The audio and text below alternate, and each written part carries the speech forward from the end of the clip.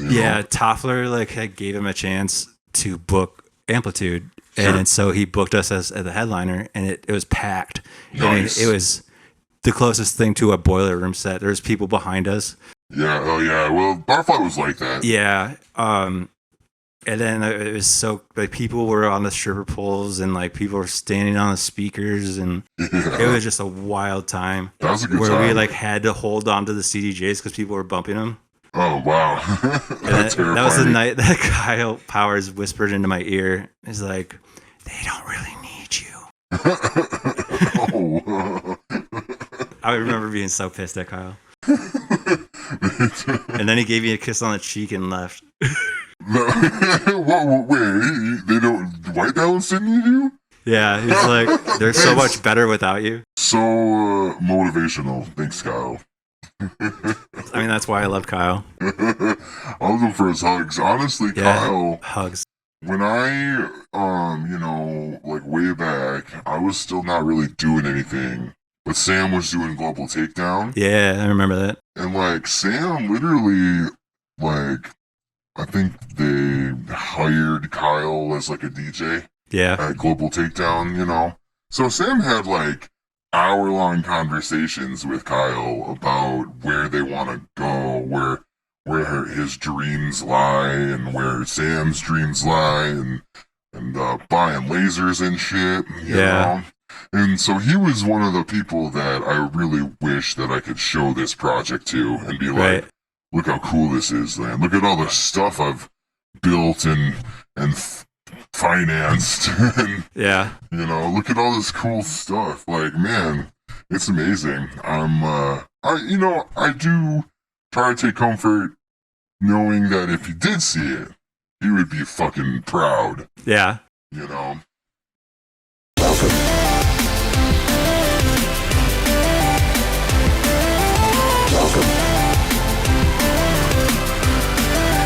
Welcome to Ghosteater Friends. Hello, audience. It is Ghosteater here. My face is a little fucked up, but, you know, we're just gonna go with it. I have our very good friend, our old friend, actually, Mr. Patrick, and what is your project name? Well, I'm High Pitched Pat. Yeah, High Pitched Pat, I'm sorry. Okay. What's your thing with Mark now? Currently we're starting this project called Imaginary Friends. Oh, okay, awesome. So you're a DJ, do you produce too, right? Yeah. Do you, have anything in the works that you, are going to be putting out anytime soon, or you guys are just kind of getting started, right? Like, I know. we still don't have even logos for the project yet, so it's been one of those things that we were just kind of taking it as we go, because we weren't playing shows for like a couple of years, so we're just taking our time. But we've been producing a lot. I probably have close to like 100 tracks. Wow, that's awesome. I do not. I have I have probably 100 unfinished demos. Yeah. You know, like 16 to 32 bars, and then 8 bars of a shitty drop. I got lots of those. Yeah, I got tons of those here. That's cool though. How long have you been producing? Well, I started in 2011, so almost 13 years. Wow. And you met our lead tech Sam like way before EDM. I mean, this is like what 2003 or something? Like probably before that even. Well, maybe like 1999. Oh yeah. So it's like, because we wouldn't have been in Latchkey, like in junior high. Yeah, that's right. So it had to be in the 90s. Yeah, that's right. Well, I know Sam moved to Lakeville in 99. Yeah. So it's probably like 2000, the school year of 2000. Yeah, because I was in 7th grade when 9/11 happened. Man, that is, wow. Yeah, we're getting old, man. I wasn't around back then, but you know, Sam does say good things about you. You guys were big into drawing and shit back then, right? And that's kind of what he told me. Yeah, drawing with Sharpies. Do you still do some drawing and stuff? Yeah, I'm still a professional artist. you can incorporate that pretty easily into being like a musician, though, right? Right. Like, I did all of our own branding for White Balance. Like I did all the graphics. I did the 3D work, and I mean, I was just doing everything. yeah, yeah. I mean, that's kind of what happens when you're in the creative industry like this. Yeah, it's a lot of hats. Yeah, everyone. Oh man, I don't want to talk about all the hats I gotta wear. It drives me crazy sometimes. I was just whining and griping about how I need an assistant to get all these interviews set up. Which, by the way, we do appreciate. It was a little short notice to get you on here. We've been meaning to, but our schedule's honestly just, man, it has to be. They're way busier than me right now, and they're not having fun. But, kind of getting back to where you came from, all that kind of stuff. Now, I know Sam, before I was around, you guys did a lot of, like, local DJ stuff. Yeah. You see, you're wearing a DS Frequency shirt, so... Yeah, old school. Definitely did some old school shows with them. Yeah. R.I.P. That's cool, though. What kind of music are you guys producing? Like, what do you got going on? I mean, you were, like, dubstep-ish bass music before, right? Yeah, well, like White Balance was a very multi-genre group. We kind of got pigeonholed to the dubstep genre, so we basically opened up for dubstep artists, but we loved playing everything else, like everything from twerk to Jersey to trap to drum and bass. Yeah. I'm a big D&B fan. Yeah, drum and bass has been kind of where it's at lately for me. Yeah, I've been having a real D&B kick lately myself. There's a lot of good D&B. Like, I got sick of, like I kind of write almost, I don't know, not like advanced bro step. Like bro step, but more melodic, a little bit more rhythmic, and a little bit more deep, you know? Yeah. But then I went listening to a lot of deep music for a long time. It's kind of popular right now. Yeah. And so I was kind of getting into it. And then recently, for some reason, I've been really into like hardstyle. I can see that. I'm just really on a hardstyle kick, but I don't know. I'm on the philosophy that like a Ghosteater show is just Ghosteater. Like you'll get what you get. Yeah. I kind of want to be multi-genre too. Yeah. Is that kind of what you're doing with the new project too? Yeah, we're kind of sticking with the same formula. Like I have a few Jersey Club tracks that I've produced, and then like we have some dubstep. What's Jersey Club again? For those who don't know, I don't even remember, to be honest. Jersey Club is a certain type of like dance. Like it's a culture based out of New Jersey, but okay. So like DJ 4B, Trippy Turtle they're all like Whipped Cream. Yeah. I know Whipped Cream. They're all Jersey Club artists. And then you got Philly Club like G-Buck, which is like 160 BPM. It's like 20 BPMs faster than Jersey. Oh, okay. Jersey's down in the 140. Yeah. See, right now I'm mostly sticking to like 150 and then 174, like 87, 174. Yeah. I don't know. It's just there's so much in both of those that it's like kind of widens my selection almost of like what I can drop. Right. Because I could find hard dance, regular old dubstep. Right. Well, some of it's like 145, 140, but you can pitch that up, right, or whatever. Right. Master it. What is it called? Yeah. I've started to notice this like interesting trend where like there's dubstep tracks that end in techno now. There's the ones that Psy like was a huge thing. Psy bass. Like Killer Noise had a song with 7 Lions called Blood. So good. I love that song. That's the one with the guitar though, right? Yeah, that's the one that sampled Bloodborne. Oh, yeah. Oh, is that what that comes from? Yeah, now shut your eyes. Oh, I was wondering about that. Yeah. I love that song. That's Me kind too. of an inspiration. Like, I'd like to do stuff like that, you know? Like, what was that? Phase 1? They do a lot of, like, metal dubstep. Yeah. That'd be cool. I think that would be cool. He put out a full metal album, actually. Oh, really? Yeah, he, like, collaborated with a bunch of metal groups and then, like, put out just a straight metal album. That's actually pretty sick. Yeah. I'd love to produce some metal someday, just some straight metal. Like, I don't know, I get more, like, comfortable with producing every day, you know? And I really like metal drums. yeah, that's what I do. See, like, me and Sam both, we used to be, like, sound techs, you know? Yeah. We were way into the drums because it was the most fun to do sound tech-wise, get those booming kicks and get those nice snares and get rid of all those gross frequencies, you know? Right. And like every time a metal band came through with like a sick ass drum set, I was like, oh man, tonight's my night, man. Yeah. Although I was admittedly and then almost automatically a little bit more biased. Like, you better fucking use this shit. Right. You're not making me mic your 4 toms and Yeah, 2 Purse kick drum drums and not gonna fucking use it. Right. That'd be cool. That's honestly. like the coolest thing about dance music is like the drum is the heart of the entire like song. Oh like, yeah, and in so many different genres have like done so many different things with it too. Right. I mean, like hardstyle, that's like just that's kicks. It's mostly that kicks. ping pong kick. Yeah. Toom, toom. Oh man, and then the ding, ding, ding, ding. That's my shit though. Yeah. I'm getting more and more into that stuff. I've always wanted to go to like DEF CON 1. Oh yeah. See, I like technology and like event production and stuff. So I've always been a big fan of those just because of the scale of their productions, you know? Like I think it was Q Dance. I can't remember what their particular That DEF CON is Q-Dance.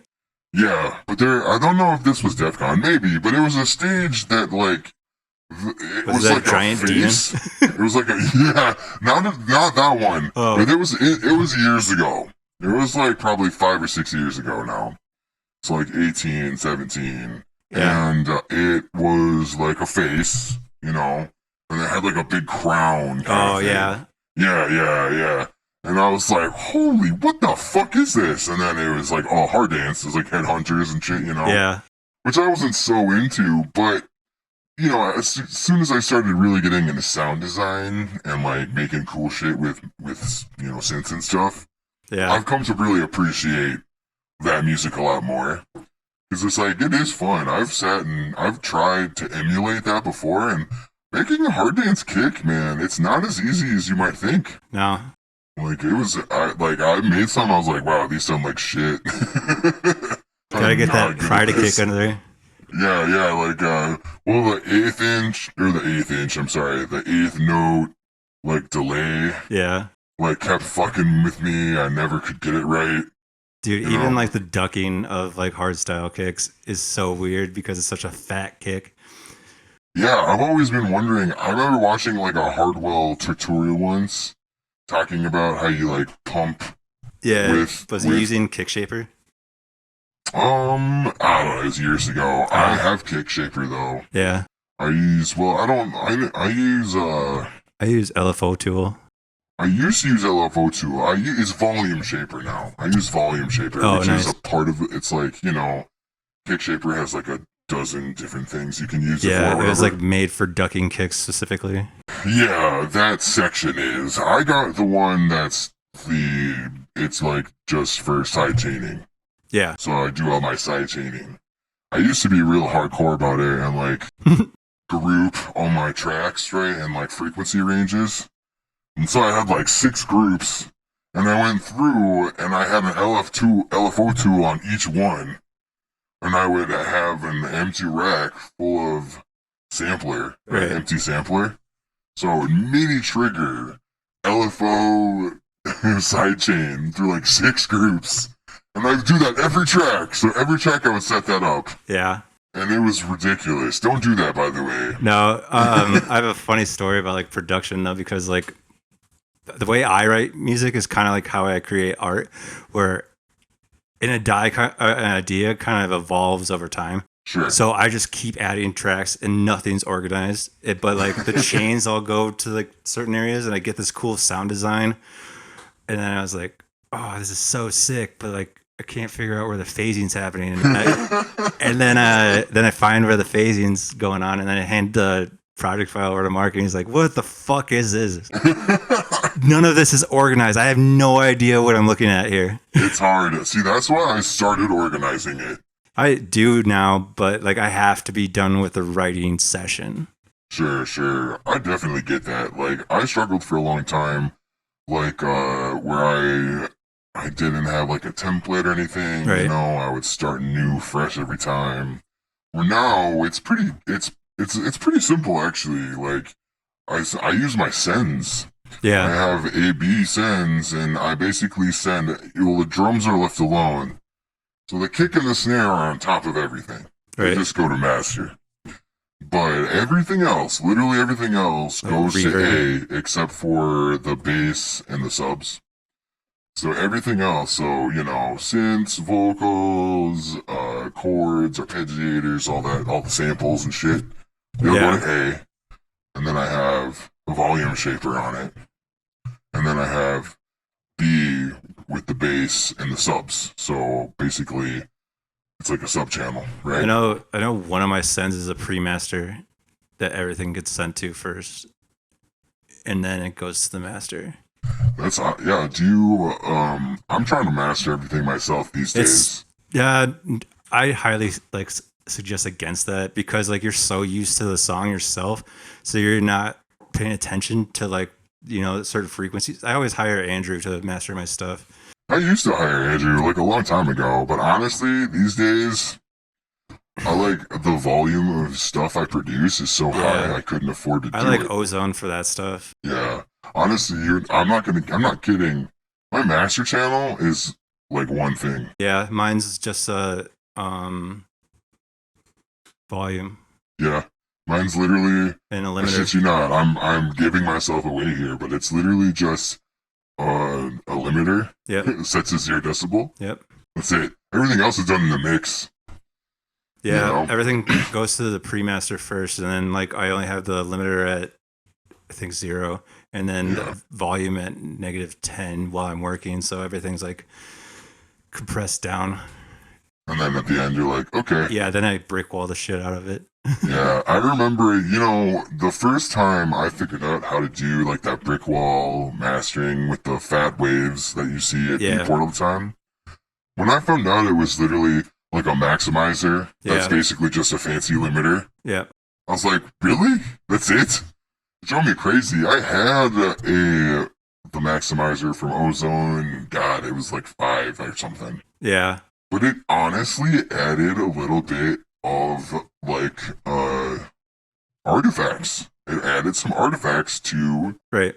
And like you couldn't really hear it, but really what tripped me up is I watched like a Mr. Billy tutorial. Oh yeah. And then he was going through and he was just turning on the maximizer and seeing what it did and then like zooming in to the waveform. And then you could see the artifacts. I was like, what the fuck? That's crazy. Yeah, because like when it maximizes it, it like accentuates like the artifacts that were hidden in the mix that you aren't hearing. Exactly. And then you're trying to find those and you EQ it and it fucks everything else up. Yeah, then you're like ruining a whole product file. Yeah, that drove me crazy. Like in 2017, 2018, I was going through that hard, man. Yeah. Because like I remember it's funny. I have a funny story of Andrew. I don't even think we're Facebook friends anymore. I had to get He doesn't have Facebook. Oh, he's not even on anymore? No. That's probably why then. But I remember so this was like 2014. Yeah. Right? So quite a few years ago. This was like I think before Turnian and everything. And he was advertising his nostalgia mastering. days. Yeah, he was like advertising his mastering. Yeah. Right? And I sent him this track, and it was like, I hadn't figured it out yet. Yeah. Right? So it wasn't very good. Right. And he gave me a lot of good constructive feedback, but he was like, man, your highs are just out of fucking control. Like the whole email was how to watch my highs and what they do and how bad they are. And then I swear, I don't know if I caused this. But, like, I swear to God, like, that day, he had this big, long Facebook status about, like, don't send your shit off to get mastered unless you EQ it. Yeah. And you make sure that you manage your highs. Oh, I lied then because I do have an EQ that ducks at the 200 and then a 1300 frequency range just slightly. Oh yeah, see that's not a bad idea. It just gets rid of the mud. I cut like 500, I think. 500. What is that? Is that hertz? 500. Right? Yeah, hertz. 500 hertz. And then sometimes I'll trim above 20k. just because it's like, That's where a lot of mud hides, actually. yeah, exactly. Mud And that you can't really hear it, Yeah. but it does muffle, like, or not muffle, excuse me. It messes with the dynamics, and it can sound muffled because of that. And I think it's phasing that does that. I could be wrong. It's the weird thing is we can't hear that frequency range, but that sound is still there. Yeah. So it's definitely affecting the other sounds The too. data is still there. Yeah. Like, that's the thing. We just can't hear it. Yeah, But exactly. it's affecting the audio in a way because like that's where like a lot of the mud hides in that 2,000 or 20,000 hertz range into 15,000 hertz because I think the human can only hear 13,000. It's like, yeah, I think 10 is like cymbals, Yeah. and then above that is our limit. The problem is like in my production for the longest time, my hi-hats were always so shiny because I would put like Valhalla Shimmer. Oh, yeah. Classic. Yeah, in Valhalla Room. Yeah. I mean, you were learning. That was pretty, like, I still love those plugins. yeah, I still have them. I don't use anything stolen or borrowed anymore. No, we own all of our shit now. Yeah, that's what you gotta do these days. I mean, if you're trying to actually, like, release it. I mean, like 3 computers later, I mean, it's better just to have it owned and to reinstall everything. Yeah, true. Although, man, have you had any trouble with Ableton's recent updates? Because, fuck, they fucked me, man. Mm-mm.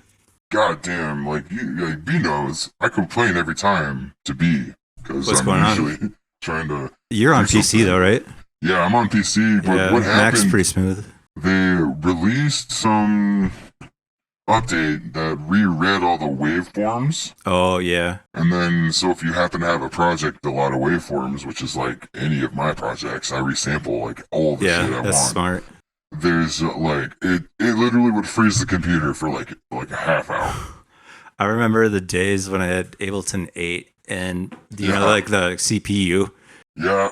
Dude, it was my like ring in on. 10,000% sometimes. And it was like the sound would be like and then play for a quick second. And it's like Yep. Oh god, I have that audio failure artifact sound just like seared into my brain. yeah. I have like I exported it once and then it did that and it got caught on the export of the audio. Oh no! God damn it! That's like literally that's the opposite of what you want to happen. Yeah, I went to go car test because we were gonna go play a show, and I was like, "Oh, all right, I'll just car test it." And I go to listen to it, and it's all corrupted and just shit. Like I didn't do it right. Frequencies were detuned when they're not supposed to be. Oh man, that's my biggest fear with that stuff. Like I had a big issue with trying to like listen to it on different speakers and stuff, Yeah, And like I would listen to it and my headphones sounded great. And then I have a song called Limbo Land yeah, that like every system I listened to it on, it was fine. It was perfect. And then I put it in my car like absentmindedly. Like I wasn't even testing it at the time. I was just listening to the EP. yeah. And there was like one frequency at this one note in the breakdown. It fucking hurt. Yeah. I was like, damn it. It's like, I was so confident, I sent it off already because I listened to it a bunch and I thought it was fine. Yeah. See, that's the one thing too, is like why I suggest like you don't master your own stuff is because you get so used to it. So you get that ear fatigue. Yeah, that's true. I mean, like I'm so bad at taking breaks. Like I've gotten better about it, but I could sit there and write music for 12 hours with just headphones and then I'll come out of it and everything's all robotic and tingy. Yeah. I was like, this true. is cooler sounding last night. Yeah, like I swear it sounded different. Yeah, there's so much more robotic noises in it. Yeah, like wait a minute. That's actually, I think, your brain. Yeah. Your brain's processing information and it's like slows down or something. Yeah, it's like it's a fatigue of constantly being berated by the same frequency. And probably you're not EQing out the 1,000 to 3,000 hertz range, which is a super damaging range for the ear. Yeah, well, that's what like humans evolved to hear at that level, Right. because like that's when your voice is, right? Yeah. It's the frequency that babies cry and sticks crack at. No shit. Yeah. I never So it's realized like a that. survival frequency. That is so strange. I wonder if the baby crying, I mean, that is a product of evolution. So, Yeah. So we take care of our young. yeah. So, man, that's crazy. I didn't know that. That's really cool. And also like the stick snapping, like for predators. Yeah. Like, so it's like you could be on alert. So that's why it's hypersensitive to those frequencies. I see. That makes sense, though. Yeah, so I know, like, usually I do cut in that range, even for podcasts. Yeah. S's and stuff. Yeah. The pop. Yeah, they hang out there a lot. Mm-hmm. It's good. It's good talking to the producer. It's been a little bit since I've talked to one, and usually when I complain about frequencies, everyone just like wonders what the hell I'm talking about. Yeah, they're like, their eyes glaze over. Like, yeah, okay, Ghost, whatever. Yeah. That is a lame frequency. You're right. That's the thing I miss most about playing shows, because like I guess the last, White Balance set was like 2016, where we were all three together. Me and Jim played a few, and then Mark got flown back by Alexa to play First Ave, but the day of the show was like the day after Thanksgiving, or the Monday, so nobody was there. But we like headlined after Thanksgiving. Yeah, we headlined, and it was cool that like, Mark got flown back and we all played, but like basically just Mark's family and like a couple friends came out. Oh, rough.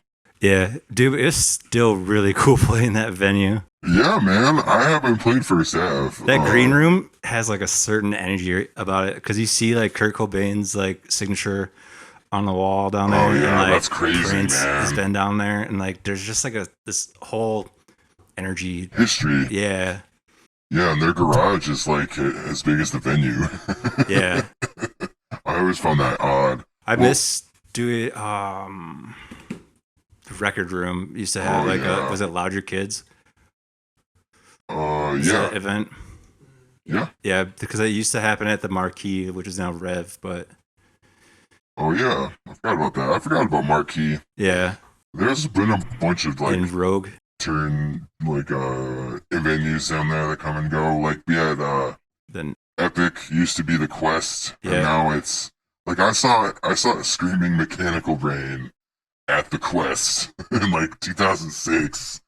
And then I saw Dead Mouse there. Yeah, with Skrillex. Yeah, it was Skrillex. Yeah, it was Skrillex. I was there. At that show? Yeah. Yeah, dude, I did. That was the first time that I still have that flyer Sam made for Skrillex at the Loft where he misspelled his name. Oh, yeah.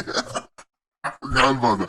They published that though. I know. He spelled it with 2 I's. Well, I didn't know what Skrillex was. None of us did. It was my girlfriend at the time, Kaylin. She was like, I think I don't know, she was in the scene somehow. I forget. Yeah. But it looks like Tim's gonna visit us. Hi, Tim. You already made your appearance. The wall's up. Okay. Yeah, okay. Well. Yeah, close the garage door though, because it's. Thank you. Tim's here to do some wall stuff. Yeah. Wall rides. Yeah, he's gonna do some wall rides. Yeah, those early years of the scene, like starting music, because I was all self-taught, like production and like DJ, because we used to play off an APC 40. Oh, really? Using Tractor, but our setup. Wait, really? Yeah, because I custom mapped everything, but our setup was 2 APC 40s, both running Tractor through 2 laptops, wirelessly MIDI synced between. Wirelessly? Yeah, it took us a while to figure out how to do it, but. How the fuck did you wirelessly MIDI? There's wireless MIDI? Yeah. Is that like. What? That's awesome. I didn't know that. Yeah, we had to do a bunch of like back end to get it to work, but that setup could have like launched a nuke. Also, nobody wanted to have us play because trios were like, everybody was anti-trio. Like, oh, really? Yeah. Why?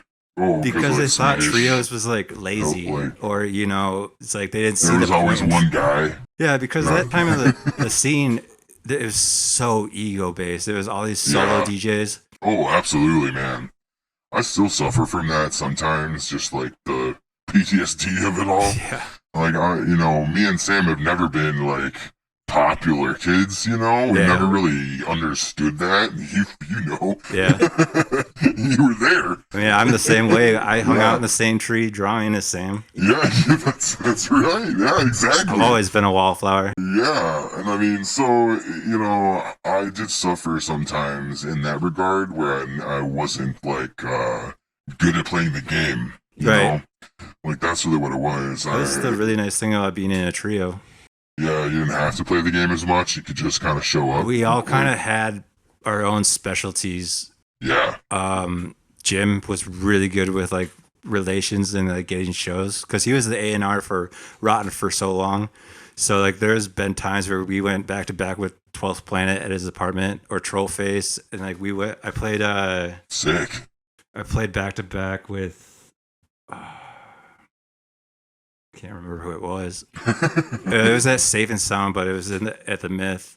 But it was like Trollface and all them. Yeah. Like they played back to back with us, like on that stage. That was really cool. That's awesome. I don't think me or Sam ever made it to like the main stage of like any of those. We still never played Skyway main stage. Yeah, we never played my main stage Skyway either, and I know like Sam even booked like 2 shows there. Yeah, I got booked twice. And then one was Getter. He came in and like said no locals, so we got kicked off. What? I forgot. Oh my god, I remember that. Yeah. Why was that? I don't know. Something about like he was anti locals at the time because people were playing his songs. Oh. Well, I mean, at a point I can understand. Yeah. Like that would be very cool. That's definitely rude. Like I know there's like laughable requirements to being an opener, and I don't agree with most of them. Like go as hard as you want, be hype, but definitely don't fucking play the headliner songs. Right. Like that is a respected rule. There is a brief time where we got 86 by Sims because we opened up for Grand Theft. They wouldn't let us into the green room or anything like that, but they were renting our CDJs. And that was the night that we all got our Manly Men shirt. So like everybody was like, so it's like Kyle Powers and like, I remember those shirts. Yeah. What were those? So we had this like Illuminati of the EDM scene. It was like, So it literally was that. yeah, it was everybody who booked shows. So like Marcello was in there, unfortunately. Yeah. Well, it was back in the day. Yeah, Tommy Page, Paul Chang, Kyle Powers. I love all 3 of those guys. So it was like this group where we like kind of gate kept like shitty egos out of the scene. That's cool. Like if we saw like some DJ creating drama, where it's like, well, don't book him. Yeah, I should have demanded a shirt. Yeah, I was booking shows back then. yeah, it was a fun community, and like we all had like me and Kyle and Paul like had a Destiny clan. Oh yeah, Yeah, that's awesome. we were the Laughing Coffins and stuff. So it was like, dude, I remember Dark Jesus. I played Destiny with Dark Jesus a lot. yeah, I don't know if you remember him. He's a great guy. yeah. Do you know what's crazy? Like after Kyle passed, I had hit up the Bungie devs, and they did a 21 gun salute at the farm for Kyle. Whoa, that's awesome. I wish I would have known about that. I was the only one that showed up. I didn't even know about it. Yeah, I've considered Kyle one of my best friends. yeah. He's very special to me. Yeah, I have a song dedicated to him. I write music on his keyboard. Oh yeah, I still have one of his decks. Yeah, That's actually what we use right now because one of our friends' decks broke. The NX2 broke. yeah. It's crazy, bro. I don't know if you have ever seen this before. Have you ever heard of an NX2 deck? Like a 2000? No, hold on. Like You've the heard of an Nexus? NX2. Yeah, But, like, you've seen them before. maybe. They're not even that new. The 2000s. Oh, The Nexuses. yeah, the Nexus 2000. Yeah, the Nexus Yeah. 2000s. There's an NX2s. Yeah. I think those are the newest Is ones. talking about the new mixer that Pioneer released? Not that one. Well, hold on, though. Okay. There's 2000, the NX, not the NX2, but the CDJ Yeah, the ones that 2000. Jim has. Yeah, my friend has one of those. And, like, she rented them out. Yeah. And the guy, I guess, turned it on and didn't wait for it to boot up and then unplugged it. Oh, no. Bro, it bricked it. Really? It's totally dead. Isn't that crazy? Yeah. I have no idea. I've never seen that before. But now I am terrified. I remember watching booting them up. I remember watching Borgor dump Grey Goose right all over Jim's deck. At the Borgor show at Skyway? Yeah. Oh, yeah. Because, like, we got on the venue or on the playlist because Borgor tweeted out that he wanted another deck, and if anybody and everybody tagged Jim, so I was like, of course, we're hanging out backstage. Yeah. And I go up there, and then I turn the corner and I look up on stage, and Borgor's just like hammered, dumping Grey Goose, and it's like going all over the CDJs. I was like, fuck. Man. Did it still work okay? Did it suffer some damage? Skyway had to end up paying for any repairs. Okay. They sign contracts when you like rent to them. Oh yeah, we got that in our contract. If you fuck up our wall, you have to pay for the repairs. Yeah, absolutely. Like we're gonna be there to babysit it at all times, but you throw some bottle at it, you're buying that panel. Right. That's rental life. Yeah, honestly, Jim made a lot of money. Like every show he played, they used his decks, so he was getting an extra 300 on top of the 300 we were getting. Nice, that's a good deal. Yeah, we probably want to do that eventually, but I still have the old decks from a long time ago, and they definitely don't connect anymore. And the Q buttons have been fixed so many times that they're like soldered directly to the board now. Like there is no little plastic piece anymore. Yeah. We're just right in there. So the DJM 400, the one that came with the Nexus 2s that came out that same year, that's having like a huge issue with the audio out recently. Wow. Because Jim's mixer, thing you can have wrong with it. Jim's mixer is doing it now. But the mixer at Skyway from the show we played last Friday, the sub would cut out. Wow. Like the whole sub. End? Yeah. No fucking way, bro. That's like the one thing. Dude, I thought I made the mistake of keeping the low all the way turned down. Yeah. And I looked at the knob and it was like fully up, and I was like, what the hell? And I go to touch it and the sub comes in. That's so strange. Yeah. And the monitor was all fucked at the booth monitor. I have an old 2000, or not, what is it? A DGM 900 Nexus. Yeah. Like, I don't know what the hell happened to it. Like, the color effects are all messed up. Yeah. Like, when you press the filter, the track just goes... Oh, yeah. Like, I don't understand. Yeah, this mixer at the loft, you couldn't use the effects. We tried twice. I can at least use the regular effects. Yeah. But I mean, the only thing left that really works is, like, Spiral. That's which is a handy thing to have, but man, it's definitely not very much fun. Not as fun as it used to be. So there was this one like era of growing up doing the last 13 years doing music that I kind of feel responsible for, and it makes me feel gross. And we were the reason like Marcello got his power. Really? In the seat, yeah, we were. I wouldn't feel bad about that. Well, like, how you could know what a creep he was. Yeah, Toffler gave him a chance to book Amplitude, and so he booked us as the headliner, and it was packed. Nice. I mean, it was the closest thing to a boiler room set. There was people behind us. Yeah. Oh yeah. Well, Barfly was like that. Yeah. And then it was so like people were on the stripper poles and like people were standing on the speakers, and it was just a wild time. That was a good where time. we like had to hold on to the CDJs because people were bumping them. Oh wow, that was the night that Kyle Powers whispered into my ear. He's like, "They don't really need you." Oh. I remember being so pissed at Kyle. And then he gave me a kiss on the cheek and left. Wait, they don't. White Balance didn't need you? Yeah, he's like, they're so much better without you. So motivational. Thanks, Kyle. I mean, that's why I love Kyle. I was looking for his hugs. Honestly, Kyle. Hugs. when I, like way back, I was still not really doing anything, but Sam was doing Global Takedown, Yeah, I remember that. and like Sam literally, like, I think they hired Kyle as like a DJ Yeah, at Global Takedown, So Sam had like hour-long conversations with Kyle about where they want to go, where his dreams lie, and where Sam's dreams lie, and buying lasers and shit, you Yeah. know.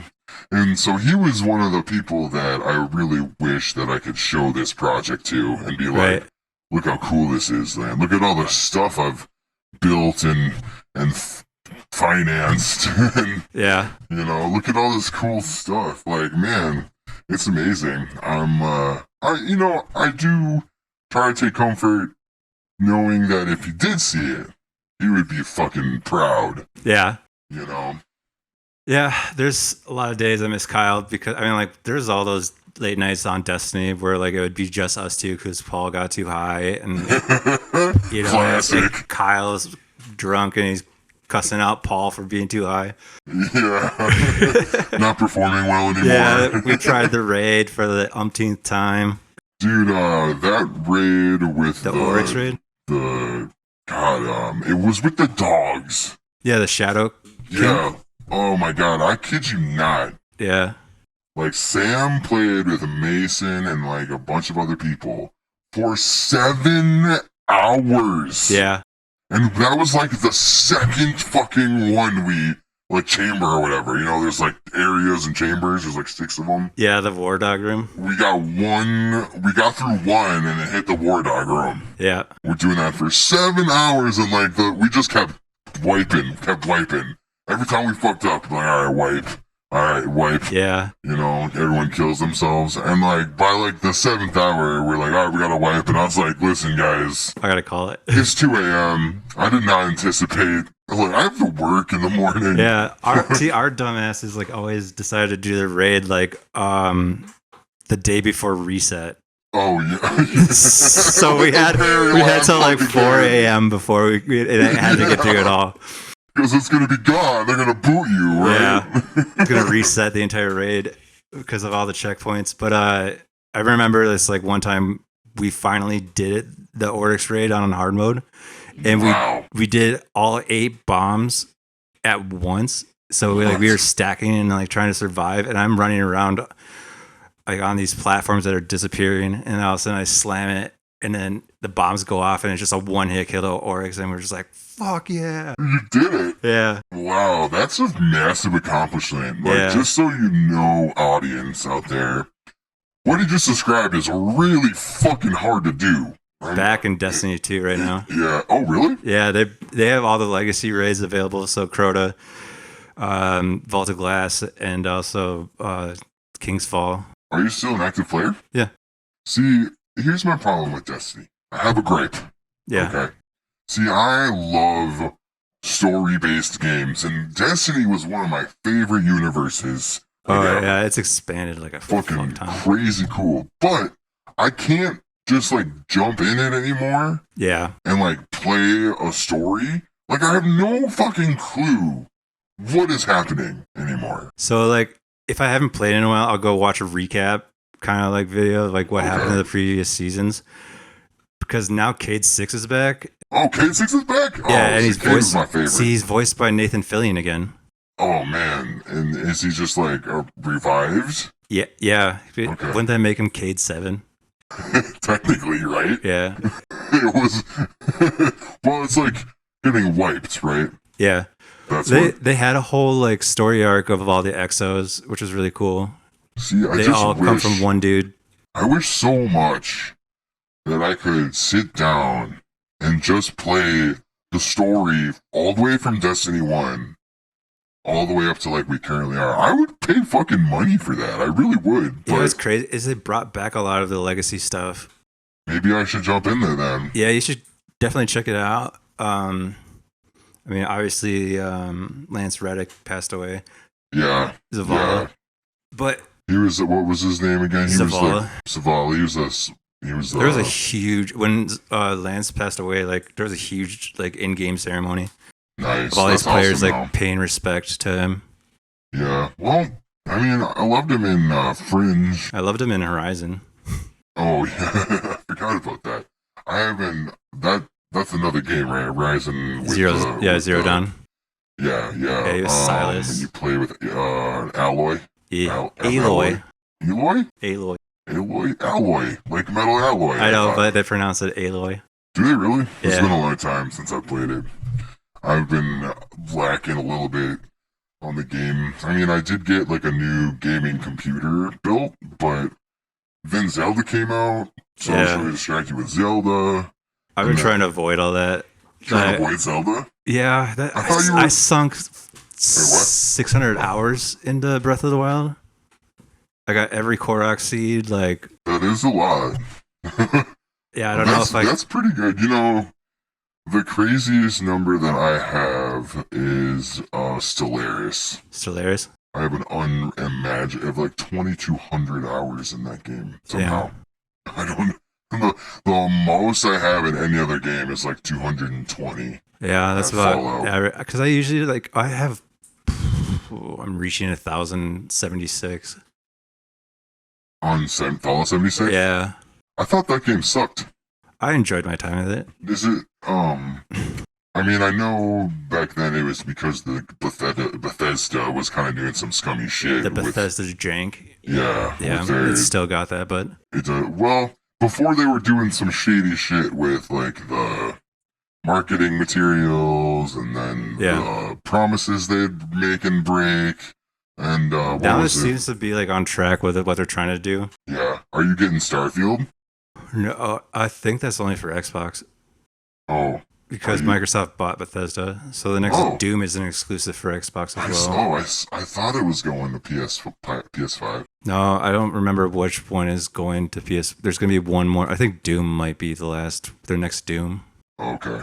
That's too bad because, man, that game looks amazing. That game I'm going to... that's the one game I pre-ordered in a long time.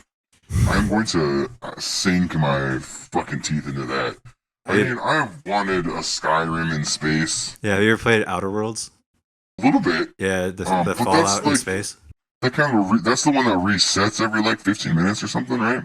Or is that something else? No, this one plays like New Vegas because it's the same devs as New Vegas. Oh no, yes, I know what you're talking about. I think you're thinking of Outer Worlds, where you're like where you're a crew, you're a crew of the Unreliable, captain of the Unreliable.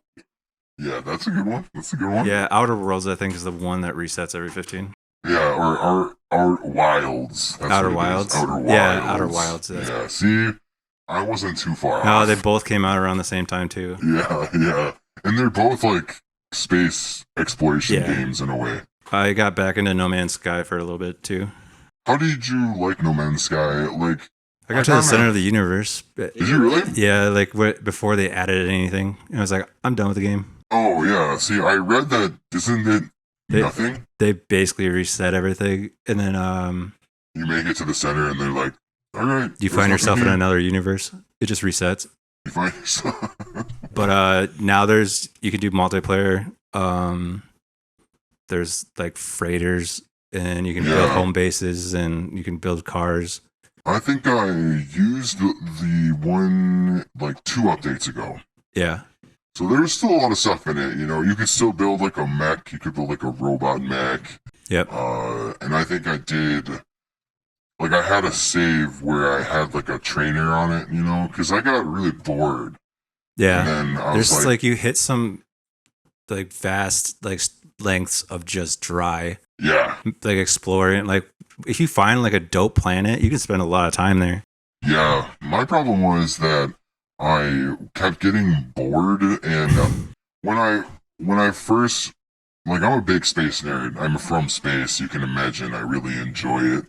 So I thought that, you know, it would be a really cool experience to go to all these planets. Yeah. But then I realized, now again, this was like early when it sucked. Yeah. Right? So it's a lot better now, but before it was quite empty.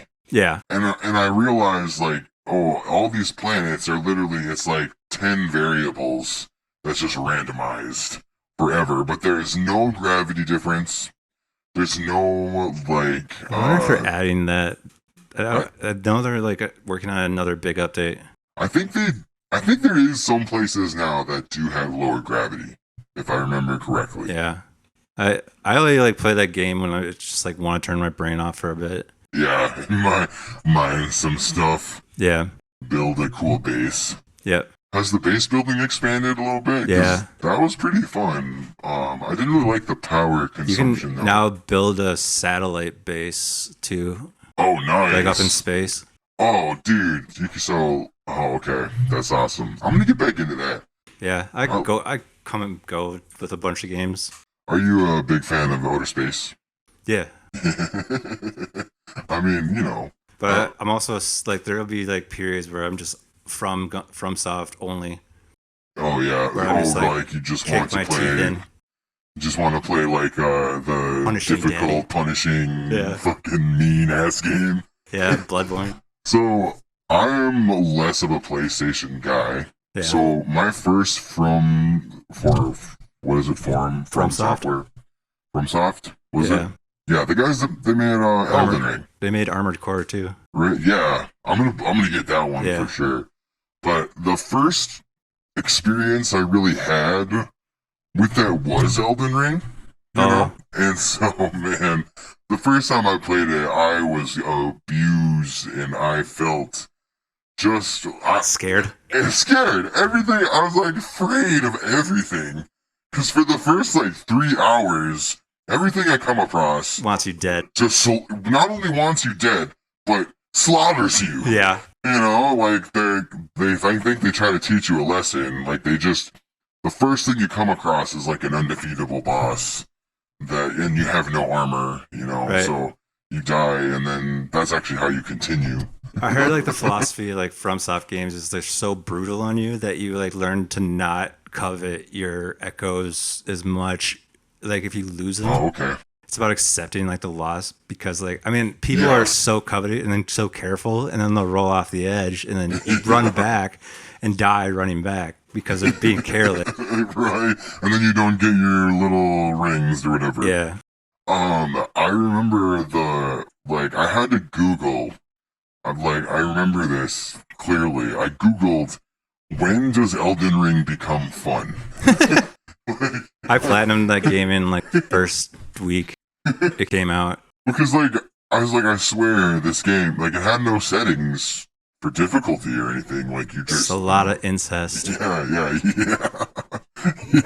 So I was like, am I supposed to be suffering this much? Like, yeah. And then, turns out, that is literally how they designed it.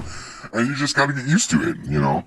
And I game typically to relax, usually. Yeah, I'll play Rocket League and stuff to relax. Yeah, like that's mostly when that's mostly the mood I'm in. So we used to like write music, and I used to have a TV with my PS3 hooked up, and we'd always have Skate 3 or Skate 2 always going on it. So it's like when I was taking over the computer and like working on like sounds through the speakers, Mark would be playing like Skate.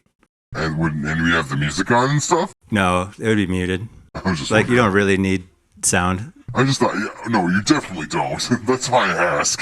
Right. And then, but we made most of the music in my parents' garage when we first started out. Like or in my parents' backyard, like nothing was soundproof. Oh, yeah. Yeah.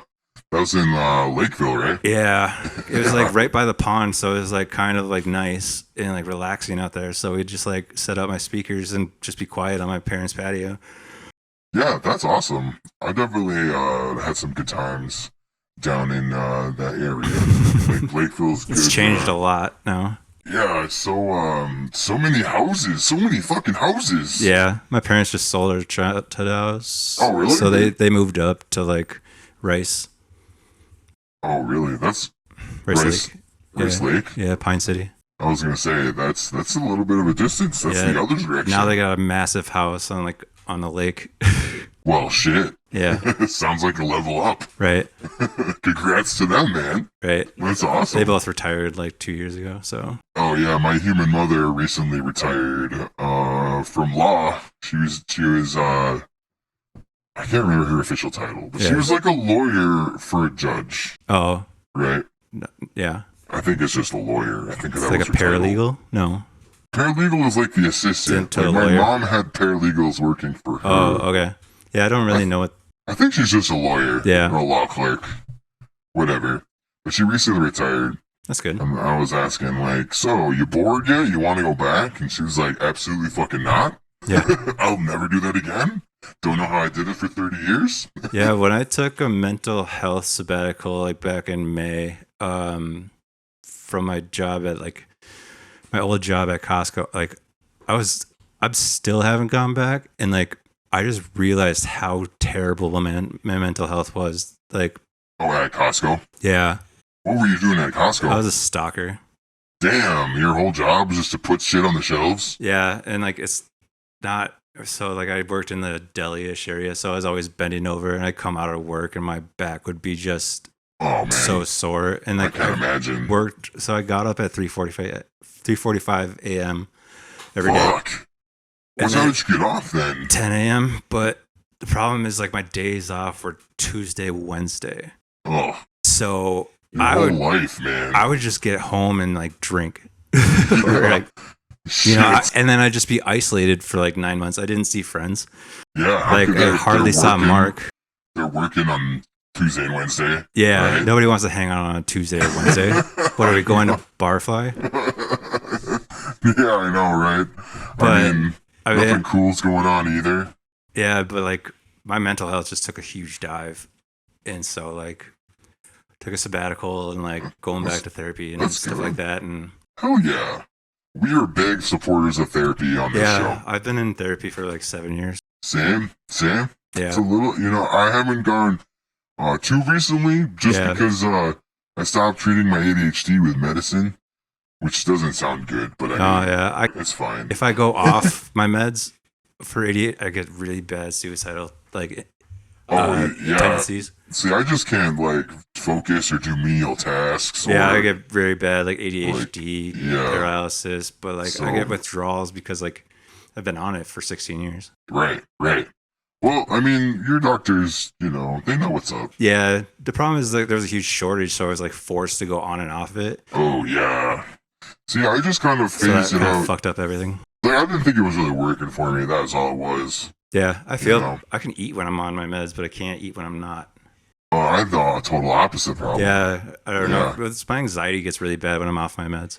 Yeah, when Sam did a couple of years doing Adderall, Yeah, and like he had an eating disorder because Yep. they didn't really explain like how to take this medicine like responsibly. They yeah. literally gave him like he could take up to like 5 pills a day, and it was like the 5 milligram Oh, ones. yeah. I'm on the max dose. Yeah, I mean, it was definitely like they needed to give more instruction to that guy.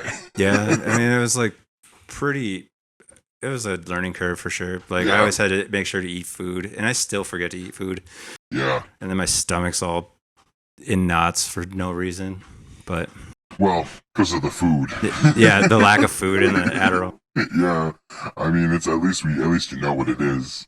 But That's good to hear, though. I mean, it sounds like you're in a good place. So you took a sabbatical, and did you kind of feel reset. rejuvenated? Like, Yeah, when I you mean, I came went back? heavily into therapy and stuff, so I could like get back to where I was and stuff. So I started drawing again, and like, Oh yeah, um, just so the audience knows, you're a very talented artist.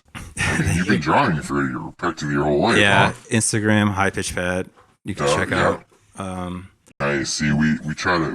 We should probably stop doing it at the end, huh? We should start. We should start getting our Instagrams out sooner. But yeah, then we played that. Yeah. Then we got He like agrees. so Mark got decks, so we started DJing a lot at our house because like you saw the pictures Yeah. of our basement. Yeah. I gotta come over. Well, Mark's tearing down the studio because he's gonna move out soon, but the downstairs is staying. So So we could Yeah. hang out. I got show speakers and stuff down there, like big 15-inch subs. Nice. They're just not hooked up. I don't have an amplifier, so well, you're halfway there. Yeah. and Jim wants to sell me his like 15-inch sub, like show sub that's also powered. Yeah. My buddy Joe has a couple of those. Those are pretty sweet. Yeah, that was the cool part about working for like Frank Coopery, like Cool Perry Entertainment, and like Curbside, like our old studio. Curbside Productions. Yeah, they literally just hit us up like yesterday. Corey? No, a guy named Mark. Oh, okay. They were gonna rent a wall from us, but then they didn't win the bid. Oh, yeah, Curbside. I know Corey really well because like they shared the same studio as like Frank and us, so they did a podcast out of that, the Blue Barn. Cool. But we did a weekly podcast where we were DJing. Oh. Where we hosted like a bunch of friends. That's cool. When we started this project, I looked into that. Yeah. Twitch's like official advice on DJing on Twitch? Yeah. Don't do it. That's literally what they're saying. It doesn't work. You can do it, but like you shouldn't keep the postings up. Well, that because you're not going to get DMA striked. They do it live, bro. They do it fucking live. Do they now? I did a Twitch stream a couple years ago at Dark Jesus's, and I remixed this E.T. Katy Perry. Like I did. Well, nobody explained it to me. Yeah, I didn't think. Just like you, I thought I could play it, but they weren't going to save it, so it was going to be fine. But I played it, and Twitch literally detected it and muted me mid-stream. Yeah. Until it was gone. See, I've had better luck. We did a restream, so we streamed out to YouTube, Facebook, and Twitch. Yeah, that's smart. But Restream.io is so expensive. Oh, yeah. No, I know. Oh, nice. We're an hour. That's cool. Well, I could talk to you forever. Oh, I know. It's fun, right? Yeah. Everyone we talk to is kind of like, yo, it's an hour already? Man, we just got going. But yeah, we do gotta cap it. Right now, when we do all of our own editing and shit, if I let my guests go for like an hour and 45 minutes once. Yeah. And by the time I was done editing that podcast, I was like absolutely furious. Yeah, I'm never doing this again. You don't want to pull the Joe Rogan 3 hour? Not yet. Not until I have another person that can sit down and edit this fucking audio. Well, I'd be happy to come back if you guys ever want me to come back. Oh, we do. I got plenty of stories. How do we get a hold of you now? We got Instagram, High Pitch Pat. Is that H-I? H-I-G-H, like high. Okay. Just High Pitch Pat? Yeah, all one word. This is just P-I-T-C-H, not pitched. Okay. Does Imaginary Friends have an Instagram yet or anything? No, none of the socials are up. They're all private right now until we get like the logos done. Well, look out for them. Yeah. I also like had this like other side project I was starting, but it was like solo. I was going to get rid of High Pitch Pat because I was like associated with White Balance, but it was going to be night shift. Okay. Clocking in for the night shift. With the helmets and shit? Yeah, my gimmick would be go in and punch a clock. Okay. I get it. Yeah. Well, hey, thanks so much for coming by. Thanks for having me. And having a sit down with us. We really do appreciate it. Tell Sam I say hi. I will. He's around. We'll find him. He's probably doing wall shit with Tim. All right. Well, thanks, bud. Yeah, thank you.